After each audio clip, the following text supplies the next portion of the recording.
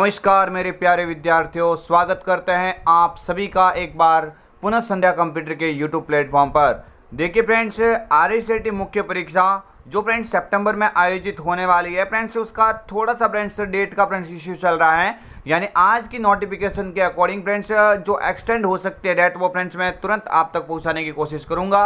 मैं फ्रेंड्स आपको मैसेज के द्वारा बता दूंगा कि आपका एग्जाम एक्सटेंड हुआ है या फिर इसी सितंबर माह में आयोजित होगा।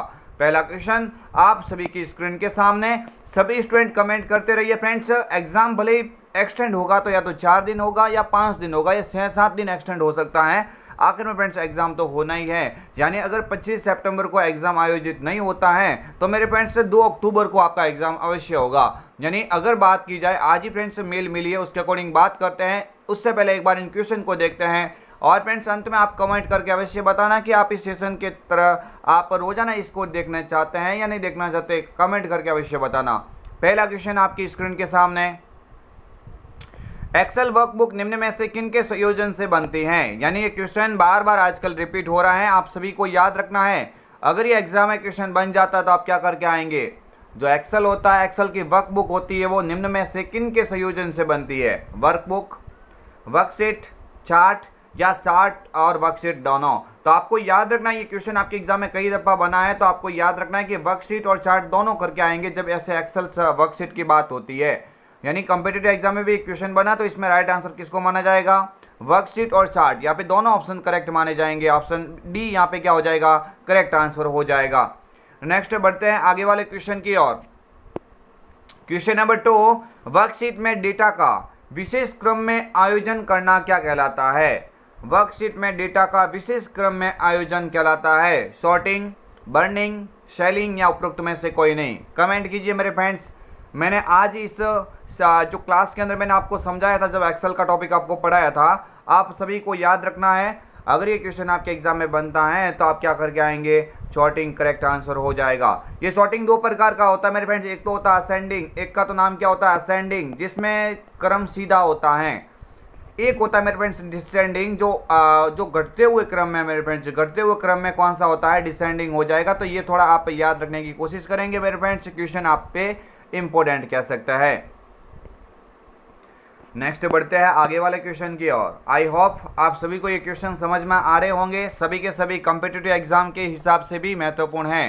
क्वेश्चन नंबर 3 आपकी स्क्रीन के सामने, प्लॉट एरिया में दिखाई देने वाली हॉरिजेंटली लाइंस को क्या कहा जाता है। यानी जो प्लॉट एरिया होता है, चार्ट एलिमेंट के अंदर जो प्लॉट एरिया होता है, उसमें जो दिखाई देने वाली हॉरिजेंटल जो लाइन होती है वो क्या कहलाती है। Option A data labels, option B grid line, option C value axis और ऑप्शन डी उपरोक्त में से कोई नहीं। तो आप सभी को याद रखना है, अगर ये क्वेश्चन आपके एग्जाम में बन जाता है तो आप ग्रिड लाइन करके आना हमेशा। यहाँ पे करेक्ट आंसर क्या हो जाएगा मेरे फ्रेंड्स, ऑप्शन बी पे लिखा हुआ है ग्रिड लाइन, ये ऑप्शन करेक्ट आंसर होगा।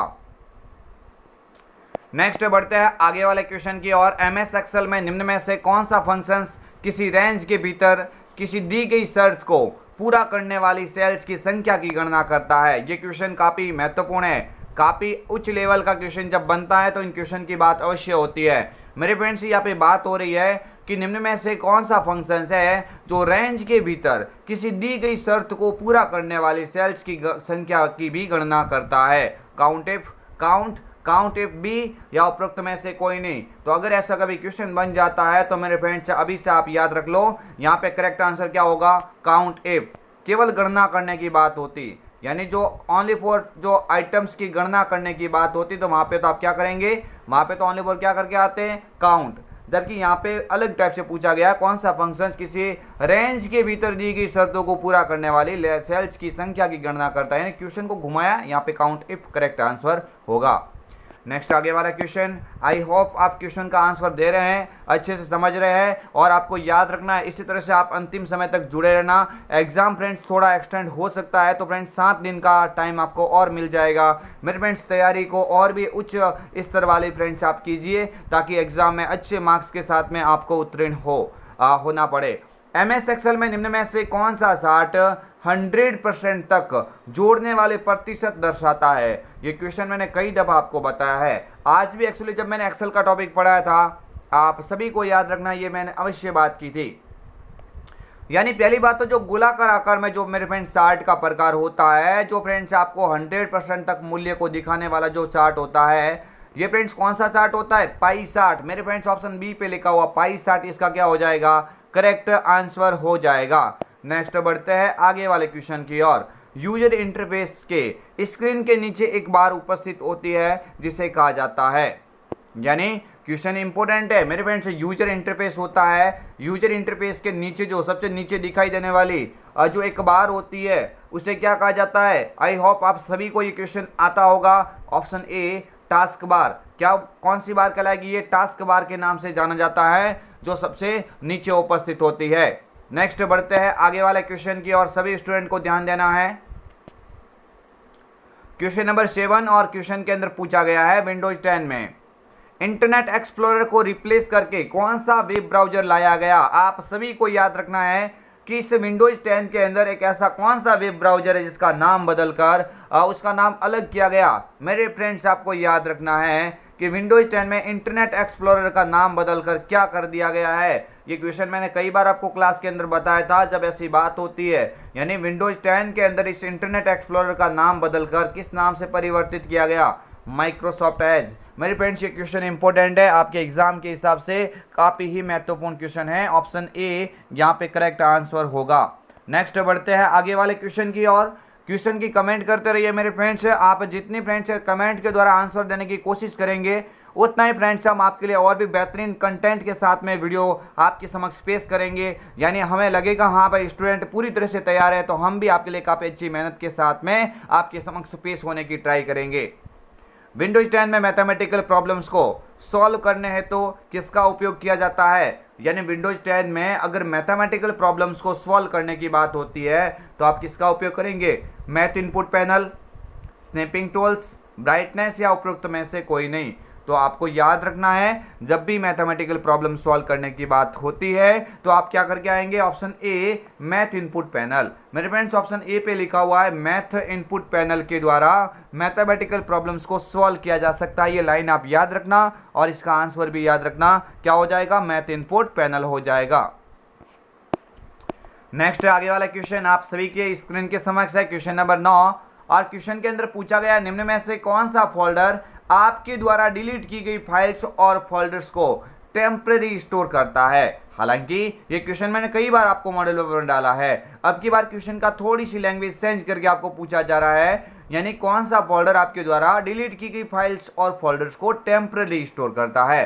तो आई होप आप सभी को ये क्वेश्चन ऑलरेडी आता होगा। रिसाइकल बिन, यहाँ पे ऑप्शन ए पे लिखा हुआ रिसाइकल बिन, इसका क्या हो जाएगा? करेक्ट आंसर हो जाएगा। नेक्स्ट आगे वाला question friends, question number type करके आप इनका आंसर कमेंट करने की कोशिश करें ताकि फ्रेंड्स मुझे अच्छे से पता लग जाए कि आप किस का आंसर दे रहे हैं। निम्न में से कौन से विंडोज में प्रारंभ बटन नहीं है? यानी कोई स्टूडेंट ऐसा मानेगा कि भाई अभी एग्जाम की डेट कौन सी घोषित प्रॉपर हो जाए तो हम उसके बाद में तैयारी करना प्रारंभ करेंगे। मेरे फ्रेंड्स तैयारी फ्रेंड्स अगर आपको अच्छी करनी है तो फ्रेंड्स आपके लिए काफ़ी ही फायदेमंद ये क्वेश्चन साबित होंगे। यानी आपको याद रखना है कि ये सभी के सभी वही क्वेश्चन है जो आपके एग्जाम में बार बार दिखते हैं, तो आप इन क्वेश्चन को इग्नोर नहीं करेंगे। मात्र मैं आपका कम से कम जो 30 मिनट का जो समय लेता हो उन क्वेश्चन को फ्रेंड्स आप अच्छे से याद रखने की कोशिश करें। निम्न में से कौन से विंडोज में प्रारंभ बटन नहीं है? विंडोज विस्टा, विंडोज 10, विंडोज 8 या उपरोक्त में से कोई नहीं। तो जब भी ऐसा कभी क्वेश्चन बन जाए और प्रारंभ बटन किसमें टास्क बार पर उपस्थित नहीं है तो आप ऐसी स्थिति में विंडोज 10 को करके आएंगे, सॉरी विंडोज 8 को करके आएंगे। किसको करेंगे? विंडोज 8 को करके आएंगे। ऑप्शन सी पे लिखा हुआ है, ये इसका क्या हो जाएगा? करेक्ट आंसर हो जाएगा। नेक्स्ट आगे वाला क्वेश्चन, निम्न में से कौन सा operating system graphical user interface का उदाहरण नहीं है? काफी इंपॉर्टेंट क्वेश्चन है, टॉपिक नंबर 3 से लिया गया क्वेश्चन। इसके अंदर ऑपरेटिंग सिस्टम के जब भी बात होती थी तो मैंने आपको अच्छे से बताया था, एक तो होता है CLI बेस्ड ऑपरेटिंग सिस्टम, एक होता है GUI बेस्ड ऑपरेटिंग सिस्टम।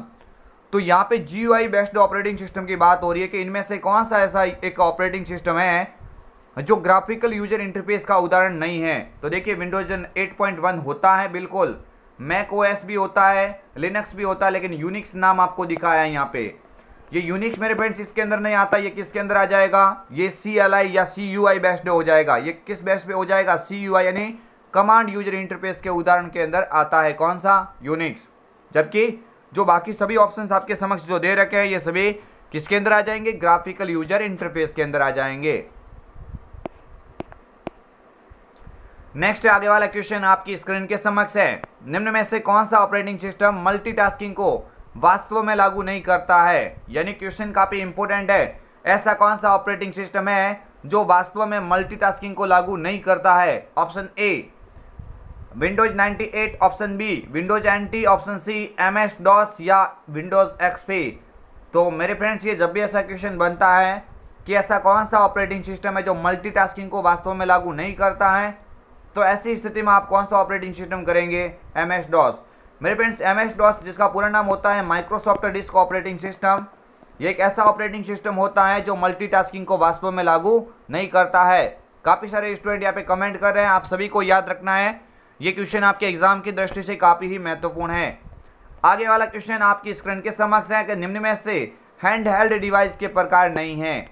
ऐसे कंप्यूटर या ऐसे कंप्यूटर डिवाइसेज जो अपने हथेली के द्वारा आसानी से यूज में लिए जा सकते हैं, तो वे हैंडहेल्ड डिवाइस की श्रेणी में आते हैं। देखिए फ्रेंड्स, फीचर फोन होता है, स्मार्टफोन भी आ जाएगा, टैबलेट भी आ जाएगा।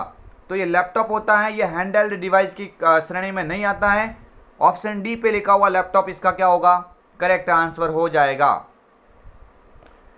देखिए फ्रेंड्स, क्वेश्चन काफी इंपॉर्टेंट है, सभी के सभी आपके एग्जाम के लायक हैं। बिल्कुल मेरे फ्रेंड्स आपके निचोड़ करके पूरी तरह से आपके समक्ष में पेश कर रहा हूं, किसी भी क्वेश्चन को इग्नोर नहीं करेंगे, सभी क्वेश्चन आपके लिए इंपॉर्टेंट है। निम्न में से कौन सा मोबाइल ऑपरेटिंग सिस्टम नहीं है, आपके समक्ष जो उदाहरण दे रखे हैं इसमें से पहचान करनी है कि कौन सा एक मोबाइल ऑपरेटिंग सिस्टम का उदाहरण नहीं है। देखिए फ्रेंड्स, एंड्रॉइड होता है, iOS भी होता है जो आईफोन के अंदर इस्तेमाल होता है, विंडोज फोन भी होता है, लेकिन लिनक्स होता है, ये लिनक्स तो किसका होता है, ये कंप्यूटर के अंदर आता है, ये मोबाइल ऑपरेटिंग सिस्टम की श्रेणी में नहीं आता है। कौन सा, लिनक्स यहाँ पे करेक्ट आंसर हो जाएगा। बढ़ते हैं आगे वाले क्वेश्चन की ओर। आई होप आप क्वेश्चन समझ में आपको अच्छे से आ रहे होंगे। क्वेश्चन को जितनी बार फ्रेंड्स आप ज़्यादा रिपीट करेंगे उतना ही फ्रेंड्स आपको एग्जाम में काफ़ी अच्छा फायदा मिलेगा। आने वाले कॉम्पिटिटिव एग्जाम जहाँ पे कंप्यूटर का नॉलेज पूछा जाता है उन सभी के अंदर ये आपके लिए काफ़ी ही महत्वपूर्ण क्वेश्चन साबित होगा। तो देखिए फ्रेंड्स, यहाँ पे आपको याद रखना है कि इसका राइट आंसर क्या हो जाएगा। बिल्कुल फ्रेंड्स, इसका राइट आंसर क्या हो जाएगा, यहाँ पे हो जाएगा कि हॉटस्पॉट के लिए किस कनेक्टिविटी की आवश्यकता होती है, तो आप बोलेंगे वाईफाई की होती है। किसकी हो जाएगी, वाईफाई। ऑप्शन ए वाईफाई का यहाँ पे उपयोग किया जाता है जब हॉटस्पॉट कनेक्टिविटी की आवश्यकता पड़ती है। नेक्स्ट, निम्न में से कौन सा open source mobile operating system है। यानी क्वेश्चन आज मैंने मोबाइल के बारे में भी अच्छे क्वेश्चन लिए हैं जो आपके एग्जाम में पूछे जा सकता है कि निम्न में से कौन सा open source mobile operating system का उदाहरण है। देखिए फ्रेंड्स, ओपन सोर्स की जब बात होती है, ओपन सोर्स की बात होती है तो आप इसको करके आ जाना, किसको, एंड्रॉइड को। एक्चुअली आप सभी स्टूडेंट लगभग जो इस्तेमाल कर रहे हैं सभी के फोन में लगभग एंड्रॉइड ऑपरेटिंग सिस्टम होगा, तो ये ओपन सोर्स ऑपरेटिंग सिस्टम की श्रेणी में आता है। कौन सा, एंड्रॉइड, यहाँ पे करेक्ट आंसर होगा। नेक्स्ट बढ़ते हैं, जीपीएस का पूरा नाम। मेरे फ्रेंड्स, ये कई दफ़ा आपको मैंने क्वेश्चन डाला है और ऐसी स्थिति में मैं इसके अंदर ज़्यादा टाइम नहीं लूँगा। जीपीएस का पूरा नाम होता है ग्लोबल पोजिशनिंग सिस्टम हो जाएगा। देखिए फ्रेंड्स, ग्लोबल पोजिशनिंग सिस्टम जो ऑप्शन बी पे लिखा हुआ है इसका करेक्ट आंसर हो जाएगा जीपीएस का पूरा नाम। आगे वाला क्वेश्चन, निम्न में से किस प्राधिकरण ने आधार कार्ड जारी किया है। यानी आधार कार्ड जारी करने वाली संस्था का क्या नाम है। देखिए फ्रेंड्स, काफ़ी इजी क्वेश्चन है, मैंने बोर्ड पे आपको अच्छे से बताया हुआ है, मैं ज़्यादा टाइम इसमें नहीं लूँगा। जब भी आधार कार्ड की बात होती है तो UIDAI, यानी एक बार ए आता है, एक एक्स्ट्रा फ्रेंड्स आ गया, UIDAI होता है, unique identification authority of India. Unique identification authority of India UIDAI होता है आधार कार्ड को जारी करने वाली प्राधिकरण वेबसाइट। नेक्स्ट बढ़ते हैं आगे वाले क्वेश्चन की और। PAN का पूरा नाम। फ्रेंड्स, अभी दो बात आपको याद रखनी है, जब नेटवर्क के संदर्भ में आपको पूछे तो PAN का पूरा नाम क्या हो जाएगा, परमानेंट अकाउंट नंबर नहीं होगा, वहाँ पे क्या हो जाएगा, पर्सनल एरिया नेटवर्क। जबकि यहाँ पे पैन कार्ड के संदर्भ में पूछा जो अपना जो एक ID प्रूफ के रूप में इस्तेमाल करते तो यहाँ पे पैन का नंबर, पैन का जो पूरा नाम क्या हो जाएगा, permanent account number. Option A पे लिखा हुआ है, ये यहाँ पे करेक्ट हो जाएगा। जब नेटवर्क के संदर्भ में पैन का पूरा नाम पूछे तो आप वहाँ पे क्या करके आएंगे, पर्सनल एरिया नेटवर्क। जबकि यहाँ पे NSDL या आयकर के संदर्भ में पैन का पूछा तो आप परमानेंट अकाउंट नंबर करके आएंगे। क्वेश्चन स्थिति में आप उस क्वेश्चन को समझेंगे और आंसर देने की कोशिश करेंगे। आगे वाला क्वेश्चन, क्वेश्चन नंबर 20, निम्न में से किस अवसर पर राष्ट्रीय मतदाता सेवा पोर्टल की शुरुआत की गई? क्वेश्चन काफी इंपॉर्टेंट है, आपके एग्जाम के हिसाब से काफी महत्वपूर्ण है। क्वेश्चन नंबर ये जो भी है 20, ये आपके 9वें टॉपिक से लिया गया है। तो आप सभी को याद रखना है कि राष्ट्रीय मतदाता सेवा पोर्टल की शुरुआत कब हुई है। तो आपको याद रखना किस दिवस पे की गई, तो आप बोलेंगे राष्ट्रीय मतदाता दिवस, यानी राष्ट्रीय मतदाता दिवस के ऊपर इसकी क्या की गई, शुरुआत की गई। ये क्वेश्चन एग्जाम में बना हुआ है, बिकॉज मैंने इस क्वेश्चन को ऐसा मॉडल पेपर के अंदर समाहित कर दिया। नेक्स्ट आगे वाला क्वेश्चन, पीएनआर स्थिति ट्रैकिंग से क्या अर्थ है? पीएनआर स्थिति ट्रैकिंग से क्या अर्थ है? तो जब पीएनआर का पूरा नाम होता है passenger name record, passenger name record होता है। आईआरसीटीसी के संदर्भ में जब भी आप इसके ऊपर टिकट बुक करते हो तो आपको एक नंबर दिया जाता है, इसको पीएनआर कहा जाता है। तो यहाँ पे करेक्ट आंसर क्या हो जाएगा, टिकट की स्थिति का पता लगाने के लिए पीएनआर का उपयोग किया जाता है। यानी पीएनआर का पूरा नाम क्या होता है, पैसेंजर नेम रिकॉर्ड होता है। तो ऑप्शन ए भी गलत है, बी भी गलत है, ऑप्शन सी यहाँ पे क्या हो जाएगा, करेक्ट आंसर हो जाएगा। नेक्स्ट, एसएसओ का उद्देश्य क्या है? देखिए फ्रेंड्स, एसएसओ का उद्देश्य क्या होता है, सहायता डेस्क लागत को कम करना, बिल्कुल। ग्राहक संतुष्टि को बेहतर बनाता है, बिल्कुल ये भी सही है। उत्पादकता बढ़ा देता है, ये सभी के सभी एसएसओ के उद्देश्य के अंदर आ सकता है। ऑप्शन डी उपरोक्त सभी यहाँ पे करेक्ट आंसर होगा। नेक्स्ट बढ़ते हैं आगे वाले क्वेश्चन की ओर कि ई गवर्नेंस से क्या तात्पर्य है। मेरे फ्रेंड्स, ई गवर्नेंस से क्या तात्पर्य होता है, तो आप अच्छे से ध्यान रख के जाना। ई गवर्नेंस का मतलब होता है इलेक्ट्रॉनिक गवर्नेंस। अधिकतर जो ईमेल की बात करें, ईमेल के अलावा आप ई बाजार की बात करें, ई बाजार के अलावा आप ई कॉमर्स की बात करें, उस सभी में ई का मतलब लगभग इलेक्ट्रॉनिक होता है। तो ऑप्शन यहाँ पे ए या से क्या हो जाएगा, करेक्ट आंसर हो जाएगा। नेक्स्ट, गलत युग्म की पहचान कीजिए। मेरे फ्रेंड्स, ये 7वें टॉपिक के अंदर अच्छे से आपको मैंने बताया था एक गलत युग्म की आप पहचान कैसे करेंगे।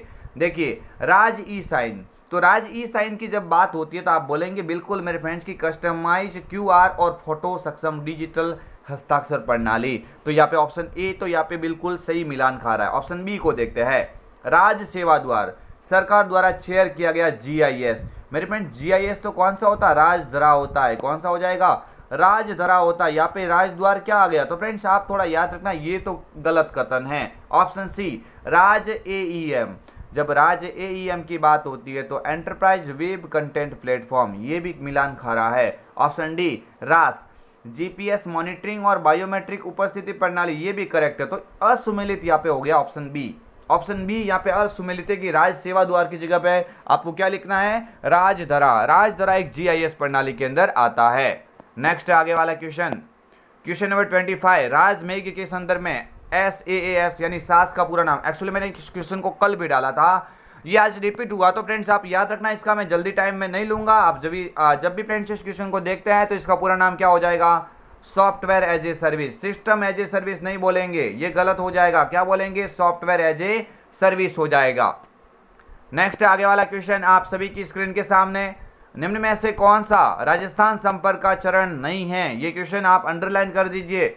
राजस्थान संपर्क के अंदर स्टेप कौन सा नहीं आएगा, रजिस्ट्रेशन तो करना पड़ता है, मॉनिटरिंग भी होता है, एलोकेशन भी होता है, वेरिफिकेशन होता है। तो फ्रेंड्स ये सब होता है, लेकिन स्क्रूटिनाइजेशन ये कोई विकल्प इसके अंदर नहीं आता है। तो यहाँ पे ऑप्शन गलत कौन सा हो जाएगा, ऑप्शन सी, यानी ऑप्शन सी पे लिखा हुआ स्क्रूटिनाइजेशन इसका आंसर हो जाएगा। नेक्स्ट आगे वाला क्वेश्चन, राजस्थान जन आधार योजना के संदर्भ में डीबीटी का पूरा नाम बताइए। देखिए फ्रेंड्स, ये कई बार कॉम्पिटिटिव एग्जाम में पूछा गया है, डीबीटी का पूरा नाम क्या होता है।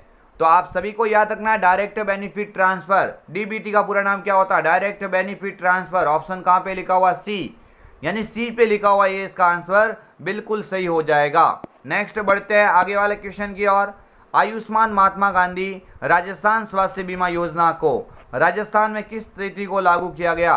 तो फ्रेंड्स ये आपको याद रखना, 1 सितंबर 2019। यहाँ पे करेक्ट आंसर क्या हो जाएगा, 1 सितंबर 2019 यहाँ पे करेक्ट आंसर हो जाएगा। नेक्स्ट आगे वाला क्वेश्चन, निम्न में से ई कॉमर्स का प्रकार नहीं है। तो देखिए ई कॉमर्स के अंदर देखो B2C यानी business to consumer, B2B business to business, C2C consumer to consumer, G2C यानी गवर्नमेंट टू सिटीजन। इसका मतलब क्या हो जाएगा, गवर्नमेंट टू सिटीजन हो जाएगा। तो मेरे फ्रेंड्स ये तो ई गवर्नेंस का प्रकार है, ना कि ई कॉमर्स का।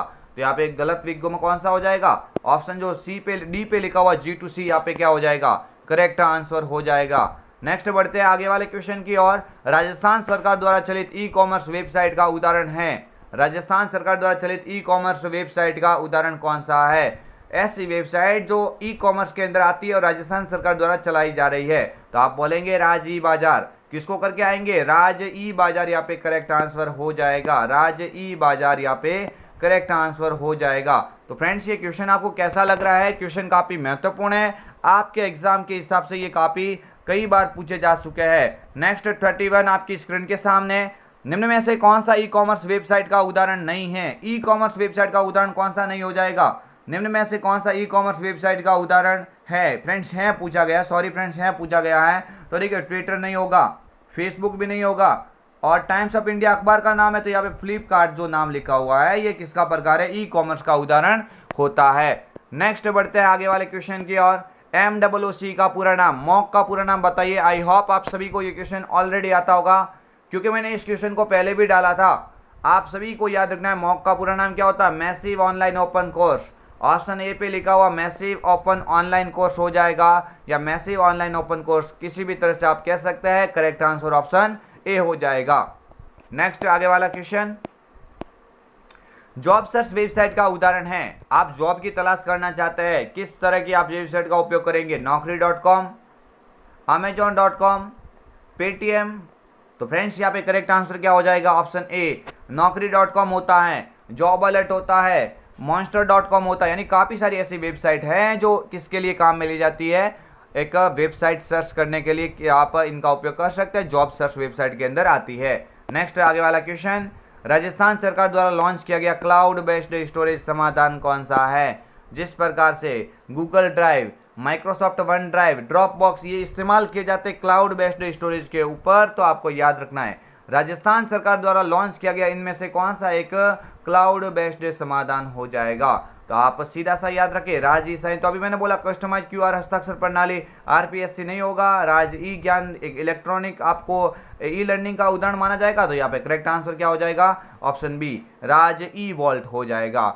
और इस मॉडल पेपर का सबसे अंतिम क्वेश्चन, उससे पहले मैं आपको कुछ बोलना चाहता हूँ। देखिए फ्रेंड्स, आज जस्ट हमारे सामने एक मैसेज आया है बोर्ड की ओर से, RKCL डिपार्टमेंट की तरफ से फ्रेंड्स एक मैसेज जोड़ा गया है कि RSIT की जो डेट है उसको एक्सटेंड किया जा रहा है। एक्सटेंड मतलब फ्रेंड्स इसकी श्योर कोई डेट नहीं आई है। अगर 25 सितंबर को एग्जाम नहीं हुआ तो फ्रेंड्स आपका एग्जाम 2 अक्टूबर को हो सकता है। बहुत ही जल्द फ्रेंड्स आपको नई डेट के लिए सूचित किया जाएगा। अब फ्रेंड्स मैं आपसे पूछना चाहता हूं कि क्या आप इसी तरह से रोजाना वीडियो देखना चाहते हैं, तो आप कमेंट करके मुझे बताइए, अदरवाइज आपकी डेट घोषित होने तक हम अभी वीडियो को स्टॉप करेंगे।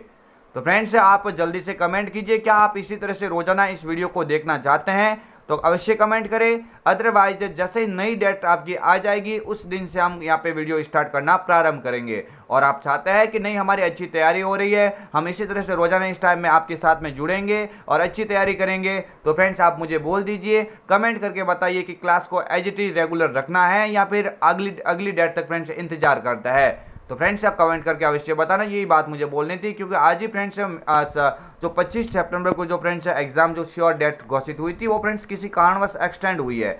वो 25 सितंबर को जो RSIT का एग्जाम था वो एक्सटेंड हो चुका है। मेरे फ्रेंड्स क्वेश्चन जो भी है वो हमें देखते ही रहना है, लेकिन आगे फ्रेंड्स कह सकते हैं 2 अक्टूबर को भी एग्जाम हो सकता है, या फिर फ्रेंड्स क्या होता है बहुत ही जल्द आपको सूचित कर दिया जाएगा। तो फ्रेंड्स आप अगर इस तरह से वीडियो देखना चाहते हैं तो मुझे कमेंट करके अवश्य बता देना, अदरवाइज नेक्स्ट क्लास तक हम और बाद में मिलेंगे। तो 35वां क्वेश्चन, क्लाउड स्टोरेज प्लेटफॉर्म के उदाहरण हैं Google drive, Microsoft one drive और ड्रॉप बॉक्स। तो ये उपरोक्त सभी इसका क्या हो जाएगा, करेक्ट आंसर हो जाएगा। देखिए फ्रेंड्स आप सभी को याद रखना है, मैंने अभी बोला है कि भाई अभी एग्जाम का जो एक्सटेंड होने का मैसेज हमें प्राप्त हुआ है। हालांकि 25 सितंबर को श्योर डेट थी और फ्रेंड्स कई बार हमें पहले बोला गया था, लेकिन अभी फ्रेंड्स आज ही न्यू मैसेज छोड़ा गया RKCL की ओर से कि जो एग्जाम है वो एक्सटेंड हो सकता है और अक्टूबर माह में आयोजित होगा। तो अक्टूबर माह में आयोजित होगा मीन्स आप कह सकते हैं कि उस एग्जाम की डेट को फ्रेंड्स 2 अक्टूबर भी हो सकती है, या 2 अक्टूबर ना हो तो 9 अक्टूबर भी हो सकते हैं। वो डेट फ्रेंड्स आने तक हमें इंतजार करना पड़ेगा। तो फ्रेंड्स आप मुझे बता दीजिए, अगर आप तैयारी को बेहतरीन और रेगुलर करना चाहते हैं तो आज इस वीडियो में सभी स्टूडेंट कमेंट करके बता देना, अदरवाइज हम मिलेंगे कल एक और अन्य वीडियो के साथ में। तब तक के लिए जय हिंद, वंदे मातरम, जय भारत। तो फ्रेंड्स, अगर आपको वीडियो पसंद आया हो तो इस वीडियो को शेयर करें। और फ्रेंड्स, अगर आप चाहते हैं कि हम BSTC एग्जाम के लिए, फ्रेंड्स मैं आपके लिए एक और भी फ्रेंड्स सूचना पहुंचा देता हूं। अगर आप BSTC एग्जाम के लिए तैयारी करना चाहते हैं जो MCQ बेस पे होगी, ओनली फॉर फ्रेंड्स आप जो रोजाना घर पे पढ़ रहे हैं उन्हीं क्वेश्चन की प्रैक्टिस करना चाहते हैं, उन क्वेश्चन की प्रैक्टिस करना चाहते हैं, तो राजस्थान जीके के लिए फ्रेंड्स अगर आप चाहो तो मैं आपके लिए क्लास कल से या 2 दिन से फ्रेंड्स शेड्यूल बना के जो भी क्वेश्चन इंपॉर्टेंट है उनको टाइप करके मैं आपके समक्ष पेश करने की कोशिश करूंगा। जितनी फ्रेंड्स ज़्यादा आपकी प्रैक्टिस होगी, जितना फ्रेंड्स ज़्यादा आपकी मेहनत होगी, उतना ही आपको परिणाम बेहतरीन मिलेगा। तो कल मिलते हैं एक और नई न्यूज़ के साथ में। क्या होता है कल अपना वीडियो बनेगा नहीं बनेगा फ्रेंड्स मैं बहुत ही जल्द आपको सूचित कर दूंगा। तो फ्रेंड्स मिलेंगे एक और अन्य वीडियो के साथ में। तब तक के लिए जय हिंद, वंदे मातरम, जय भारत। सभी को संध्या कंप्यूटर की ओर से गुड नाइट।